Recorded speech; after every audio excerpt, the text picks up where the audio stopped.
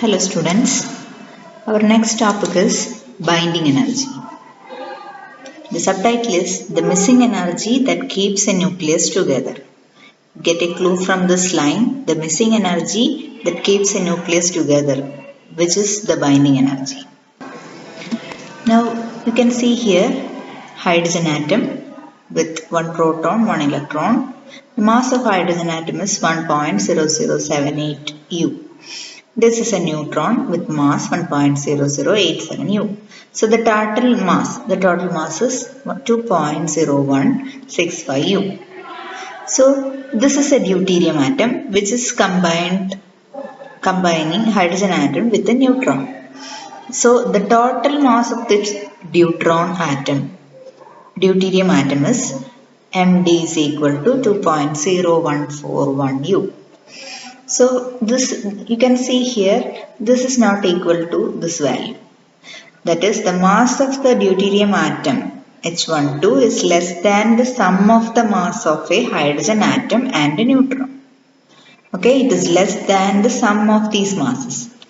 The energy equivalent of the missing mass, the mass which is the difference between these two, which is the missing mass, the energy equivalent of this missing mass is called the binding energy of the nucleus.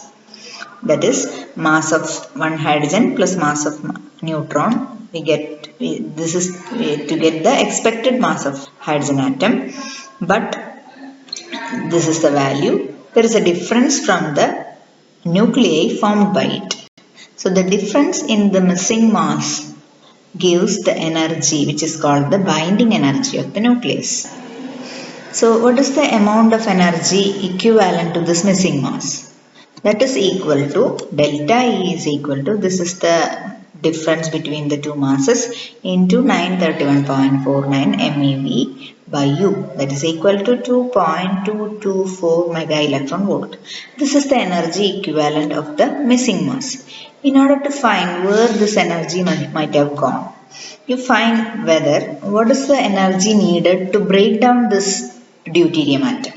So when we find out, the energy needed to break this nucleus is found to be 2.224 mega electron volts, which is equivalent to this, right? So we've confirmed that the energy equivalent of the missing mass of a nucleus is called the binding energy, which is equal to this value. This is the case for any nuclei formed from different number of protons and different number of neutrons. Now, if we give a gamma ray of energy 2.224 mega electron volt to collide on a deuterium nuclei, we can split this proton and neutron into two different elementary particles. So the binding energy of deuteron nucleus is 2.224 mega electron volt. A gamma ray whose energy is 2.224 mega electron volt or more can only split a deuterium nucleus into a proton and neutron. A gamma ray whose energy is less than 2.224 mega electron volt cannot do this. Now if the energy of gamma ray is more than this, the extra energy will be given to these two elements, that is neutron and proton, in the form of its kinetic energy, right? So now we are in a position to define binding energy. The binding energy EB in mega electron volt of the nucleus XZA, which has N, that is A minus Z. It is the number of neutrons. A minus Z number of neutrons is given by EB is equal to Z times, this is the atomic number, Z times mass of hydrogen atom plus N times the mass of neutron. Mn is the mass of neutron minus M into, or the mass of the nuclide formed, XZA. So the total number of the nuclear elements minus the mass of the nuclide into, this is the mass difference, you get it like that, that is equal to, the equivalent energy is equal to multiplied by 931.49 MeV per U.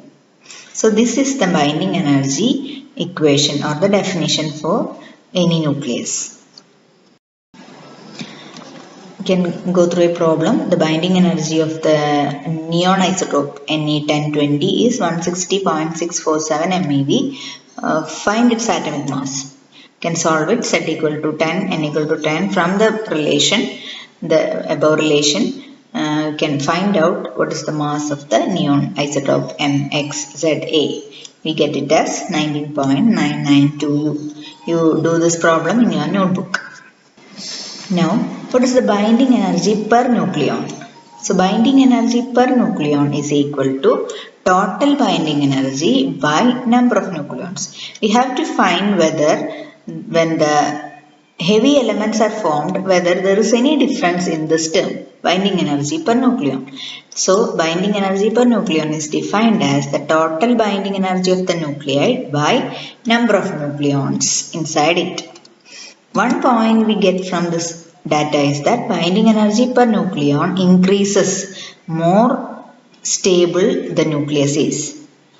That is, if the binding energy per nucleon of any element is more, that means that element is or that nucleus is more stable. Right? Now you can see a graph against binding energy per nucleon with mass number.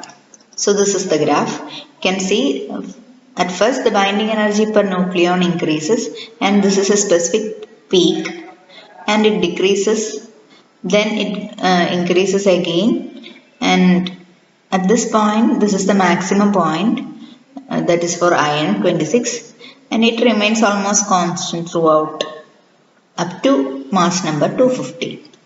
Here fusion reaction can be explained from this graph, and in this region you can explain the fission reaction.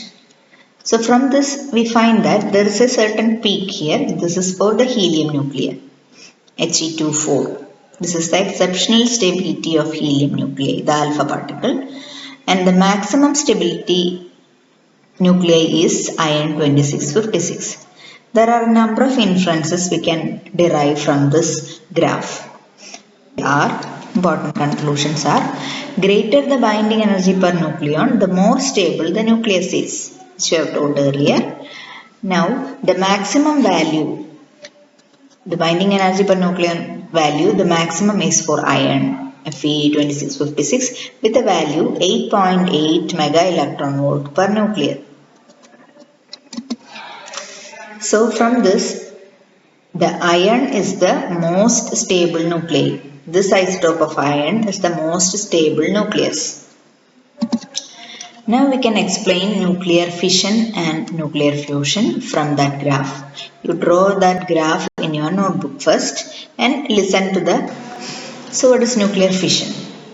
If we split a heavy nucleus into two medium-sized ones, okay, each of the two nuclei will have more binding energy than the original nucleus had.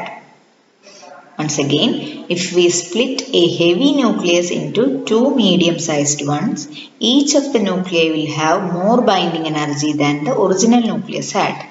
So we move from the graph, we move from right to left. That means we increase when we go from a heavier nuclei to a lighter nuclei or medium-sized nuclei, you get a more binding energy per nucleon for that element, for that nucleus. So this splitting of heavy nucleus into lighter nuclei is called nuclear fission reaction. For example, if the uranium nucleus, uranium-92-235, is broken into two smaller nuclei, the binding energy difference per nucleon is about 0.8 mega electron volt. This is the amount of binding energy difference per nucleon, right? So what will be the total energy given off? This is equal to 0.8 MeV per nucleon into what is the amount of nucleons, number of nucleons, it is 235. When we multiply, you get the value 188 mega electron volt. So during one nuclear fission, you get an amount of energy 188 mega electron volt. Next is nuclear fusion. If two light nuclei join together to give a single nucleus of medium size, the binding energy is increased. Okay, two light nuclei join together to give a single nuclei of medium size. So we move from, in the graph is like this. When we move from lighter elements to a medium sized elements, then two binding energy increases, right? So this process is called nuclear fusion. Okay, and for example, if two hydrogen, two H12 deuterium nuclei combine to form one helium nuclei, we get 23 mega electron volt energy released. Okay, in both the fusion and fission reactions, binding energy per nucleon increases and the extra energy is given off. Okay,